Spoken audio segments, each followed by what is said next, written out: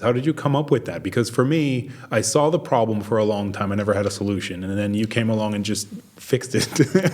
No, I don't want to. I don't want to take all this credit for it because, quite frankly, it was initiated, and I was part of that. But it was initiated via BMZ and GIZ. So there was people inside GIZ who saw the problem and said, "Okay, we need demand-driven training." Yeah, and that basically came already back in, I think they started in 2017 and 18 with a special initiative for job creation. Okay. This is when it all started.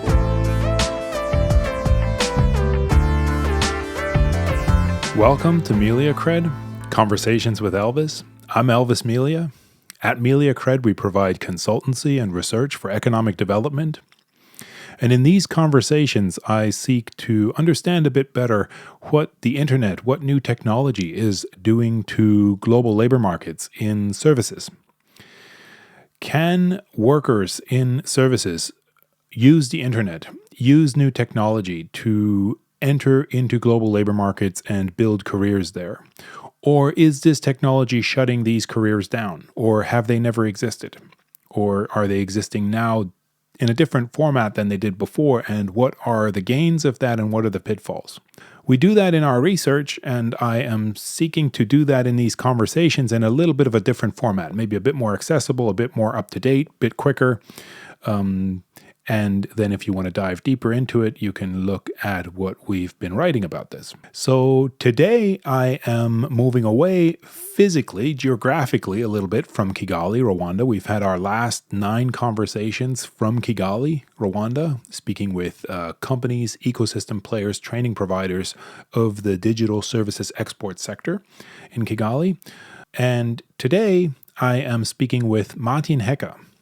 Martin is the CEO and founder of a social business, AmaliTech. Martin will go into what AmaliTech exactly does in terms of digital services exports. It's located more at the higher end of the task complexity ladder. And he's also the chairman of the board of a club that if you've listened to any of the other conversations, you may have heard me gush about, which is the Digital Skills Accelerator Africa, which is a mouthful, but I think it's worth it.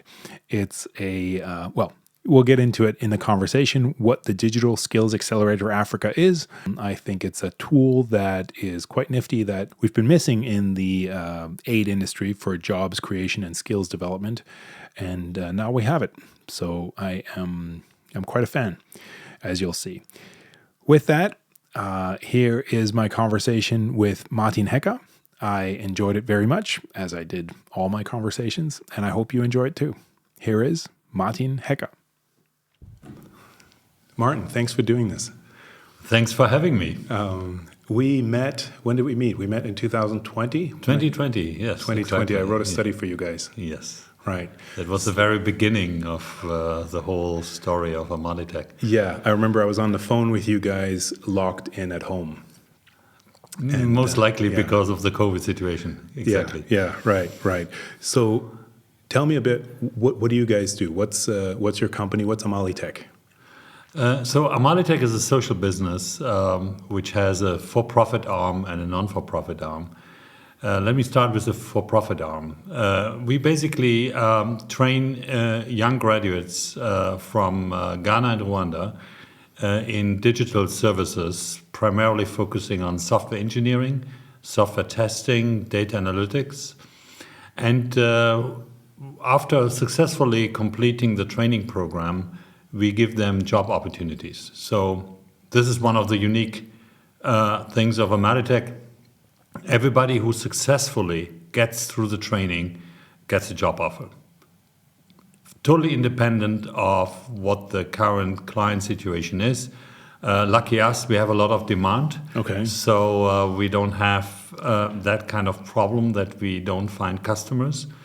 So they get a job offer. They don't have to take it because we are designing our training program in a way that it is a kind of free training with a lot of effort. They need to put in around 1,000 hours of work to get through this successfully. Okay. And those who basically do that and are successful, they get the job offer and they join us in our service centers. And in our service centers in Ghana and Rwanda, we have teams working for our clients here in Europe. And the people have permanent employment. They have a above market salary. They have all these social benefits we are so kind of accustomed to here in the kind of Western world. But in Africa, this is still more of a kind of exception. So we have healthcare, pension, healthcare even for dependents, like for parents or for wife and children and the families and so on and so forth. So it's a very thoughtful kind of package we provide to them. And that's why we are able to deal with one of the biggest problems in many of these kind of offshore locations, which is turnover. Our turnover is very low. So people love to be at AmaliTech and want to stay. And for us, this is super important because we can, with confidence, tell our clients that they get a stable team, which in today's world is one of the big asks and most important elements to work with a company like ours. When you build a team, you want to have a stable team as a customer you can work with for a long period of time.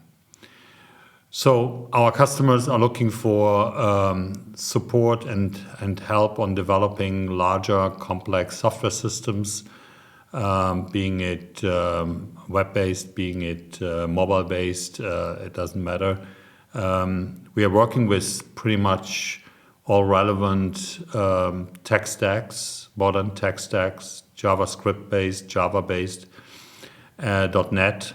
And we basically work in integrated teams, which is another element where we learned over the last 4 years since inception of AmaliTech, what is the best model to create maximum productivity and output. And the best model, in fact, is to have people from the client and people from us working together in Scrum teams and together developing whatever the task is. So this is in kind of 5 cents our model of what we do. We have more than 260 people now working at AmaliTech. Okay. And Ghana is by far the largest location with offices in Takoradi and Accra. And since 12 months, we have also established our location in Kigali, Rwanda. And the team is there also growing very nicely. I think by the end of the year, it will be around 70, 80 people. Okay. And that's our second location we want to develop in the years to come. So we're in Cologne here. Yes. Why Africa? My passion for Africa basically started when I was a student, which is probably for your kind of memory ages and centuries away. But actually it was in 1985. And in 1985, I, with a friend of mine, we took an old Volkswagen bus, T2 at the time, and we drove from Cologne all the way through the Sahara to Togo. Okay. And that was my first... From where? From Cologne. From Cologne. From Cologne. Where did you... Oh, so Gibraltar? So yeah, exactly. Okay. So we went Right. France, Spain, and Okay. then Gibraltar, and then we went through Morocco and Algeria, and then down to Niger, and then Benin, Togo. So that was kind of our... Wow, 85. 1985, yeah. Wow. And at that time, I have to say, at that time it was actually pretty safe compared to today's situation. When we think about Mali and other places in Saharan Africa, there were no issues. People were super friendly. The Tuareg, which basically roam large parts of the Sahara, were very nice and helpful people when we met them at times in some of the oases. So that was a wonderful trip, and it basically hooked me into Africa. And then for many years during my time at the Boston Consulting Group, I was not engaged business-wise in Africa at all, given the nature of the business of BCG. But for traveling, for vacation trips, I never let go of Africa. So family and I, we had safari trips and other kind of events where we explored Africa. And then in 2016, when I decided to leave BCG at some point, I met Professor Yunus from Yunus Social Business. Okay. And we spent a whole week touring in East Africa, and we discussed the idea of AmaliTech. And I basically told him that my next thing will be to build such a social business. Right. And then the whole thing started, and I took a BCG team to develop some kind of short list of countries where a social business like AmaliTech could go. Because we have a little bit of a kind of unique setup. Because I already talked about the profit arm, which is basically doing projects for our clients. But then all surplus goes to the mother company, which is a non-for-profit, and we use the proceeds to basically fund projects in Ghana, Rwanda. So, for example, with SOS Children's Village, we have 1,400 children in Coding for Kids in schools in Ghana.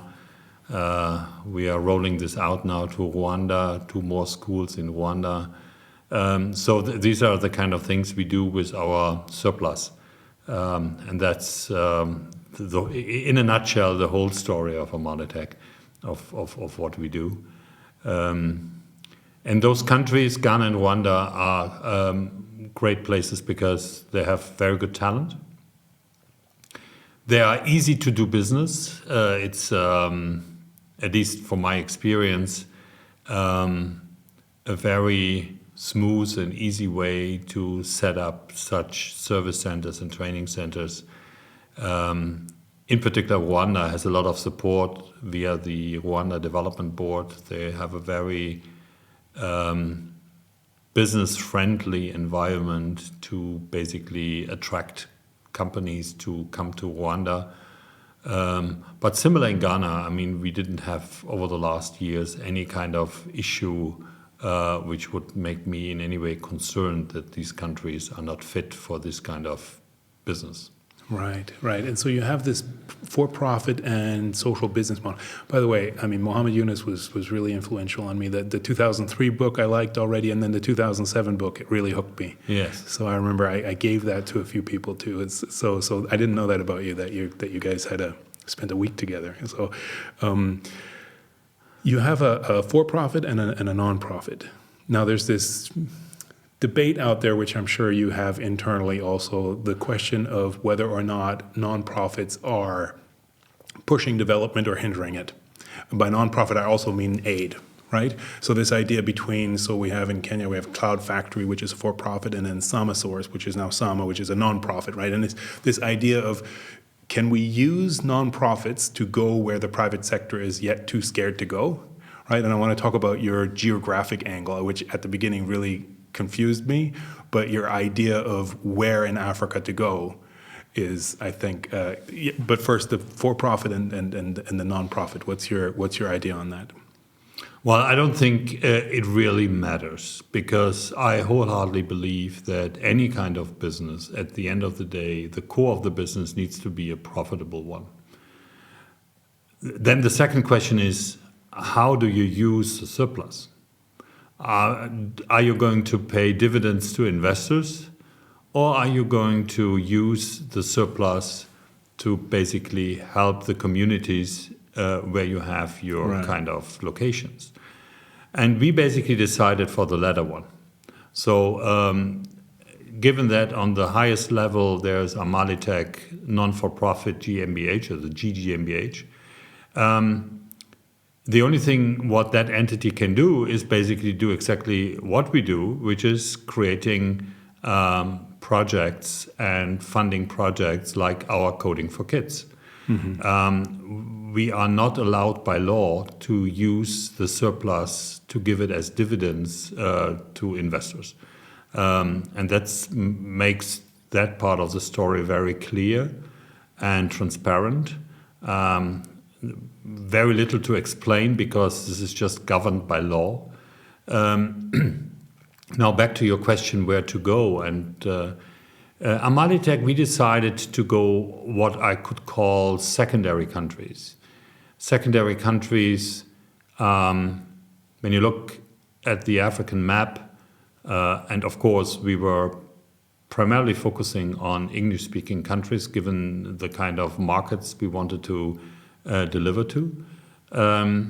We basically said, okay, what are those? The markets you want to deliver to is Germany. If you have a pie chart, if you can give that IP away, how is your? It is the target is Europe.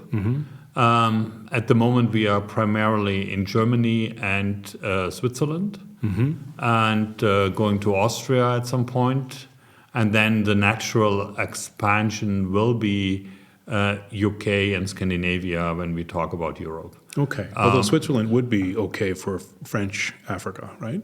Would be okay, yes. Yeah. And maybe at some point we think about Senegal, Ivory Coast, and these kind of countries. But we also need to make sure that given that we are 260 people plus, but at the end of the day, it is still a small organization, and it's always important to not overstretch management so that we basically do a kind of decent job in what we do rather than spreading ourselves thin and being all over the place. But to that point, it is obviously very possible that we basically set up locations in other African countries in the years to come. So back to the big ones, Egypt, Kenya, South Africa, Nigeria, the large English-speaking ones. I argue that the big tech companies are already going there, which is a good thing. It creates jobs and people have income, and that's all fine and great.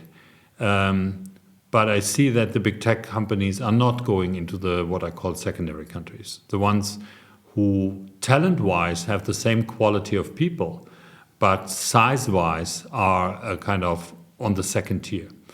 So Ghana has around 30 plus million, 32 or so. Rwanda has around 13 million people, but growing significantly. And that's why we basically pick those countries because, nobody or very few companies are going to those places. Right. And I find this a kind of very prudent mission for a social business like AmaliTech to cover those countries. And the second thing we did is we basically said it is a mistake done not by single people or individuals, but as a system to basically only go into the major cities. And then the people need to get a job, need to move from their kind of hometowns to the kind of mega city in a country. We saw that in Southeast Asia. We saw it in Latin America. We have a similar kind of trend in Africa. So on purpose, we started with AmaliTech in Takoradi, which is a kind of secondary city within Ghana. And this is where most of our people are. And many of them basically their families live in the surrounding areas around Takoradi. And this is a big plus for them to basically live in their kind of home environment, but have a decent job. Right. I mean, that's from an economics perspective. That's so fascinating because we have this concept of a first mover, right? somebody who goes first to a new location doesn't have much to gain, because if it work, probably it's not going to work, because otherwise other companies would have been there already. But if it does work, you've got 5, 6 others coming right in and depleting the talent pool right there. Now, demographically in Africa, we can talk about whether or not that talent pool is ever getting depleted in the next 20 years. But I find it interesting that you go. When I first heard that you went to Takoradi, I thought, wow, that's brave in a sense. Like, not, I mean, there's a kind of a Goldilocks zone, though, right? Like, I don't see you in Somalia or Eastern DRC, right, or in South Sudan, right? For now, Not now, yeah. Right. So it's an interesting spot that you're picking. I remember we had to convince you that. I mean, when you're speaking of secondary countries, I remember we were on the phone and Rwanda is already Kigali in terms of that governance, even though it's so small. And also Ghana, I mean, on the continent. You mentioned if we leave out South Africa and Egypt, right, as special cases. And Kenya, yeah. So Kenya, for me, is an interesting one because it's much smaller than the other 3 of the leaders, right? It's also poorer. I mean, debatable on with Nigeria, right? But it's got phenomenal human capital, right? So for me, I understand if you say, well, Nairobi is full. Like, it's not full, but it's Nairobi's working, right? It goes on its own. So I don't need to go there, right? You could make the same argument for Kigali, maybe, but I don't. I think it's good that you're there. I'm happy that you're there. That first mover, being a first mover who just takes that risk, I mean. So there's this all kinds of different views about Elon Musk right now, right? But he said one thing about electric vehicles. He said there was about a 10% chance that it would work, and if it didn't, then that's fine because I would have pushed the industry in the right direction. And I believed that. When I heard him say that, I thought that's cool, and that reminded me of just this idea that I'm not going to go to Accra. I'm going to go to Takoradi and see if it can work. And if it can work there, then that's the impact, the ripple effect that has is so much larger, right? Correct. And maybe just briefly on Kenya and the kind of countries around Rwanda. I think Eastern Africa is interesting because the governments are trying to make movement of labor a fairly easy thing. So for us, Kigali is not Rwanda only, but the talent pool we are basically looking at is in Uganda, in Kenya, in Burundi, in Tanzania, and obviously in Rwanda. You take all this together, you have around, 100 million people plus, and that's a pretty large pool. So do I believe that this pool will be depleted quickly? I don't think so. So on the other hand, I don't see companies being able to copy quickly what we have done. Mm-hmm. AmaliTech, yes, is a first mover in a way. Not the first, but one of the first movers. We are among the top 5 companies in Ghana already. Really? Top by what metric? By size. Okay. 5% or 5 companies. Top 5 companies. In Ghana? Yes. In terms of digital. Digital in terms of what we do. I'm not talking right. about the MTNs of the banks. Breweries, and good. At least that's what our study tells us when we looked at all the companies in that space. That wasn't my study, by the way, but I believe you. I'm pretty sure in the next few years we will be among the top 3 and probably at some point even the largest. So wait a second. You went into Takoradi in 2019? Yes. And now in 2023, you're from Takoradi, just to reiterate that, like from Takoradi, you've branched out into Accra, right? Yes. But the main spot is Takoradi. You went from there to being one of the top 5 tech companies in Ghana? Correct. Interesting. And the reason is, again, the big tech companies are not doing that. They build a hub in Nigeria, let's say. They built a sales office in Accra. I mean, Twitter just closed its tech office in Accra with a handful of people. I don't see that the big tech companies are going there. I believe in 20 years from now, when we have offices all over sub-Saharan Africa in that kind of space we are working in, yes, there will be companies also setting up locations in Ghana and other countries of the second tier, maybe even the third tier. But at the moment, as you rightfully said, Kenya has a lot of space, a lot of talent. Why do you want to go to Rwanda or Uganda now if you can just double the size in Kenya as a tech company? So I don't think we are going to be significantly impacted over the next 5 to 10 years. I cannot see that. And the other thing is, it's all about talent. You need to attract the talent. And we have one advantage, which is we are focusing on paying our people well with a great compensation package. And everything we do is for our people. That is our mission. And this is also what our clients understand, that there is a social component to what we do. Right. This is not about being the cheapest. This is not about trying to get the lowest wages established to basically reduce the hourly rates for companies here in Europe for the services. Of course, they want to have a kind of reasonable amount in terms of price point, but they fully understand that if they get great quality, and that's our focus, they also need to pay a fair price for it.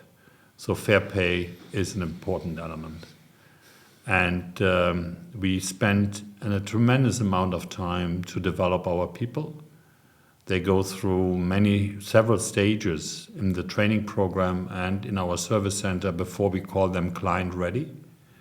And then they go on client projects and they are successful because they know they have all the tools and all the techniques they need to be a kind of valuable team player in such a setup. So do you plug them straight into teams in the Global North, or are you an intermediary between the client and them? Do they get packages of work, or do they get, the model of Andela comes to mind, where they kind of tried to get developers into the companies just virtually. Somebody's sitting virtually at the table, at the conference table with the workers who are on location from Africa. Is that what you do, or do you kind of, what's your business model there in connecting people, or it depends on the client? Well, we have both, but primarily I would say 80% is we integrate our teams, our people into the client teams. Okay. And that actually works very well. I don't think Andela's problems came from that kind of setup. Right. And do you ever bring them up, or is it 100% remote, or is there a time where like an internship or like a week spent on site, or? Well, the clients are asking for bring them over, and then we support that, of course. Right. Okay. But this is on a kind of case by case basis. Right. It's not a necessity for doing business together. Okay. The other thing we do is, and this is in the making, if you will. When you have a longer-term plan with a client. Some clients are interested in taking over their teams at some point and put them in their own legal entities in those countries. And we as a social business support that because we say AmaliTech doesn't have to have the maximum amount of people on its own payroll. AmaliTech needs to create jobs or supports to create jobs. And if a client says, look, now I have 50 people, I really love this, how the kind of output is, how we work together. Can I put my legal entity into Ghana or Rwanda and take over my team? We are very open to do that, and we have first client conversations where this might happen in a year or two, that we actually do this and help them to set up their own shop and then basically use their kind of established team to grow from there. That creates multipliers, that creates more kind of attention to sub-Saharan Africa, and this is what our overall mission is. And it's still price competitive. I know I speak to people like yourself, and a lot of times people want to push back on that idea of getting the cheapest. But I mean, I still think that's an asset also. If you're looking at paying really good wages, the average income in an average African country is 50-fold lower, like 50 times less than the average income here in Germany. Right? And here in Germany, we're at what? Average age is 44? Right, so Precisely, and there it's between 18 and 19, 20, right? Yeah. So and that's whenever I go down and I go to a new country and I just sit next to somebody on a bus and I just ask them to help me with my SIM card, and everybody is really good at technical stuff. It's just something that young people are. I mean, my daughters are better than me at it. So it's just this, price competitive, young in a tech world that's. I can't see it shrinking. I see it growing. It will grow. It will grow. That's just a big asset, right? Like training people. Okay, we need soft skills, we need language skills, we need hard skills. But it's, people learn a lot faster. I'm noticing that as I get older, people learn a lot faster when they're young, and they have great incentive, right? Well, I would even go further than that. Yes, they're young, and that's why they learn faster than I do. But I also believe they're learning faster than people same age, for example, here in Europe, in many cases. I mean, if you want to say on average. Because for them, having such an opportunity is a live opportunity. This is not like, okay, I don't take this one, I take the one next month. Right. This is... Or I stay home in my basement. Yeah. Exactly. I don't want to say it's a kind of once-in-a-lifetime opportunity, but it's not that often that people in sub-Saharan Africa get these kind of opportunities, and they grab it, and they want to be part of it, and they want to learn quickly. I will never forget our first recruiting director. She basically, when we had our first dinner, small team at the time in fall of 2019, so I asked them, so how is everything, and how do you feel about this, and so on and so forth. And she said, Martin, this is the first time in my life I have a seat at the table. And I don't want to lose that.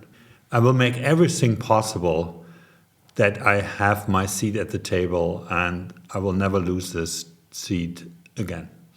And this is the mindset. And I think we can capitalize on the kind of drive and energy and the willingness to put everything they have on the table to make it work. And this is, I think, by far the most important lever and asset they bring to the table to be successful.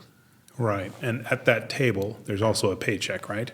It's of course. It's not just a certificate at the end of... No. So talk to me a bit about training. Talk to me a bit about a problem that you and I have talked offline about a lot, about the aid industry and training for training's sake, right? Training past the private sector without a job at the other end of it. I mean, that we've seen that for a long time. I think it's coming around. We still see that. We still see that in my circles. We see it much less. And I think you personally, I mean, not to, I mean, you tell us a bit. What did you do with Digital Skills Accelerator Africa? What was the innovation there? Well, this is the second thing we started back in 2019. The Digital Skills Accelerator Africa, the DSAA, is a non-for-profit association. What we do is we basically help companies to run training programs, including funding via the BMZ and GIZ. That's the German aid development. That's the German equivalent to USAID. Yeah, exactly.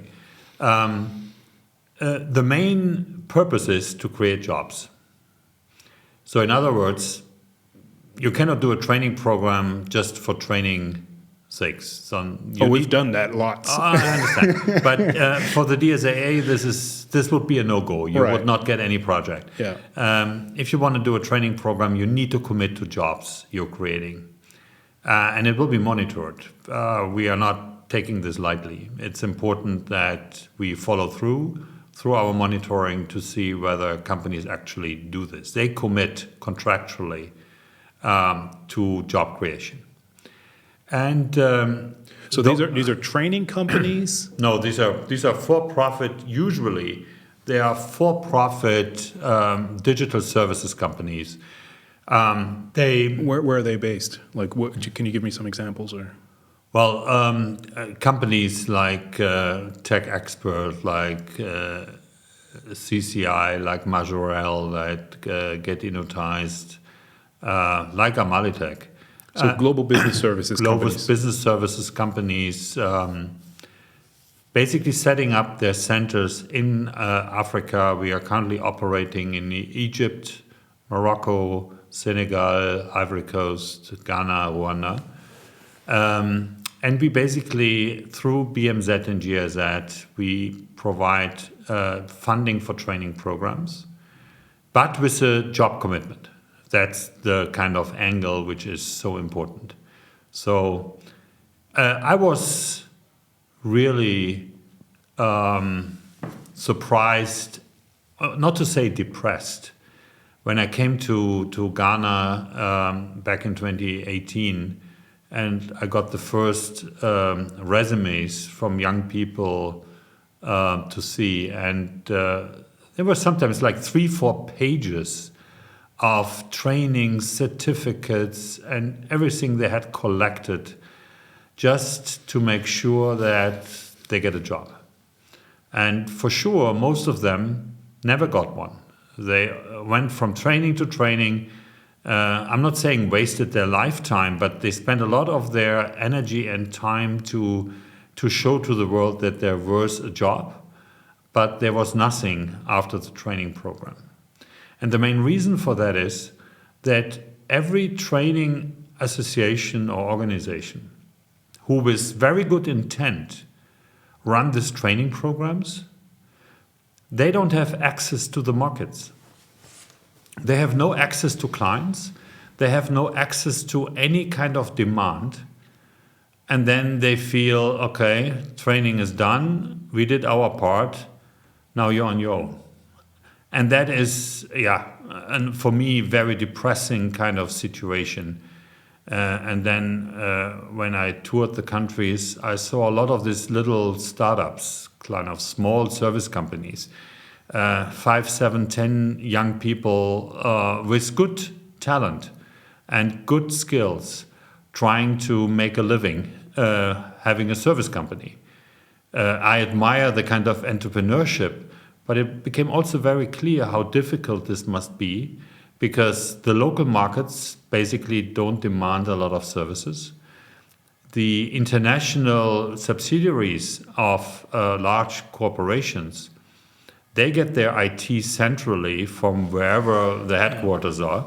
Yeah. The local companies don't have the kind of capital or need to basically invest significantly. And what do you expect? That somebody from Ghana, Rwanda, you name the country, it doesn't matter, calls a company in Germany, Switzerland, or the UK saying, can we do some services for you? That doesn't work. Even the large Indian companies for many years had problems to sell into Europe or in the US independently because they would not have any structure to basically create business and create the kind of customer relations you need to build locally here in the markets where the demand is coming from. So in other words, if you summarize this, it's almost a kind of no-win situation if you don't fix the problem that you create the demand through some organization like AmaliTech or all the others within the DSAA who have the local capacity in the markets where the demand is to basically sell to customers. And that's the big gap. And training companies cannot fix this because they don't have access. And small startups sitting there with 5 people in Accra or Takoradi, it doesn't matter, they cannot do that either. Right. So that bridge needs to be there between demand and supply, right? Exactly. To get that. And the question is what's the quality of a training by a training provider that does not have access to what the market actually needs, right? That's also another question. Yeah, and this is not for me to say that the training programs they're providing are not good. Sure, maybe they're good in certain maybe they areas. Are good. Yeah, exactly. Yeah. I mean, I don't have the kind of transparency on that. What we know is from our 4-year experience now is that it takes quite some time to get the people to what we call client ready. So they come typically with a bachelor or master. They come into our training program. It is between 6 and 9 months. So they put 1,000 hours into it. Those who are successful get the job offer. Those who take it, I would say they need another 3 to 6 months before they're really client ready. So what we do is we basically use them. They already have the job. They have monthly salaries and everything. But we invest in them and put them on what we call our internal projects. For example, we built ARMS, AmaliTech Resource Management System. It's our own ERP in a way, not with the financial part, but with all HR, recruiting, procurement, and so on and so forth. And there they learn really how to work on a more complex, larger platform in a larger team, and what are all the kind of nuances you need to know to basically be really effective.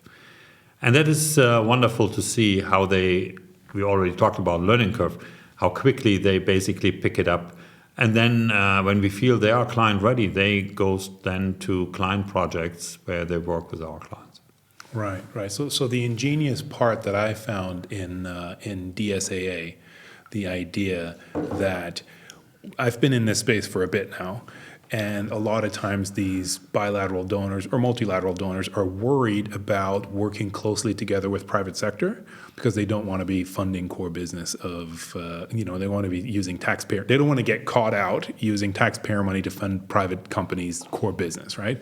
Now you came along and found this mechanism where you can get a club of companies together and say, okay, we're not funding a company individually with this money, and we're not actually helping. It's not an incentive for a company to come to a new country. But guess what? If you come to a new country and you need training, which you will, we can help you. We can help you with the training because that's what we do anyway, right? You can outsource it to one of our partner organizations in DSAA, like Harambe, right? Or you can do it yourself, like Elevate with tech experts or CCI has or Code of Africa or Career all Box. of them. Yeah, right. You can work with them together, or you can work in house, right? And I found that really. How did you walk me? We've never talked about this. How did you come up with that? Because for me, I saw the problem for a long time. I never had a solution, and then you came along and just fixed it. No, I don't want to. I don't want to take all this credit for it because, quite frankly, it was initiated. And I was part of that, but it was initiated via BMZ and GIZ. So there was people inside GIZ who saw the problem and said, okay, we need demand-driven training. Yeah, and that basically came already back in I think they started in 2017 and 18 with a special initiative for job creation. Okay. This is when it all started. So the thought leadership was there already. Just to create jobs. That was the starting point. We want to help to create jobs. Well, we've had that for a while. If we want to create jobs, we have to work with the private sector. Mm-hmm. We have to work with companies who basically can create the jobs because they have the demand for it at the end of the day. Right. That's what it is. And then the question was, so how do we do this? How do we kind of formalize this in a way? And this is when, together with a couple of people at GIZ, we formed the Call for Consortium and made the DSAA the first lighthouse project, creating an association and doing exactly what you already described, kind of getting the companies together and via this association allow for training programs with a full and clear commitment towards job creation by those companies. And that is obviously, that was a missing link in a way. And it has been really successful over the last years. We have 18 companies now. We want to grow it further. And it is a kind of mechanism which basically does two things. One is the funding support, but equally important, the exchange between the member companies in terms of what works, what probably doesn't work. I personally believe that the question around competition between those companies is a kind of not relevant kind of topic. We already discussed how big the talent pools are. Yes, some of the companies might compete, but they compete in the markets where the demand is. Yes, the sales teams might compete in Europe or in the US or wherever they compete for business, but this has nothing to do with what we do. We are focusing entirely on getting talent into jobs, and there the kind of talent pool and the base is so large that in the last 4 years I've never encountered any kind of problem regarding fighting over talent. That's not the case. Right, especially like in an ecosystem like Kigali. I mean, I've seen what this did, this process that you kind of got going. It reminds me a bit of mobile money, such a tremendously successful project. Actually got started with a microfinance loan through DFID. Right. Yeah. So when we have the critics of development aid saying, development aid is the Bill Easterlys and Dambisa Moyos about, how aid can't do anything. Aid is a stopper on development. Right. There's some of these examples where I'm hoping this will be as large to in my daily life. I see what it does to actually bring companies into the fold and not be too scared about spending taxpayer monies on companies. Now I want to ask you a tricky question. We have a 2005, back then we had a Paris Declaration of Alignment, Harmonization, working together with the local government and also working together with other donors. So in your view, does GIZ, does German aid have the monopoly on this project, or can I go out and tell USAID, for example, or tell, the foundations like MasterCard Foundation who's interested in this, they're much less limited, right? To work directly with private sector. But I think the other bilaterals would be interested, or even the EU would be interested in looking at this concept of saying, okay, companies are interested in coming to, especially in the digital services export sector, companies are really interested in coming to new countries for various reasons that we can go into right now. They're interested in coming to Africa. They sometimes have slim margins, right? Can we help them, right? If the local governments can't compete with the kind of support they're getting from other countries, these companies, can we help them because they need to pay for their training anyway, right? We're helping them with the ecosystem. We're helping them with, co-financing training. Is that something you can see expanding also from the financial side? Yeah, we are, and by the way, BMZ and GIZ are absolutely supportive that we basically explore other venues for getting funding for these kind of programs. Okay. And in particular, you mentioned EU is something for us where we're starting to explore.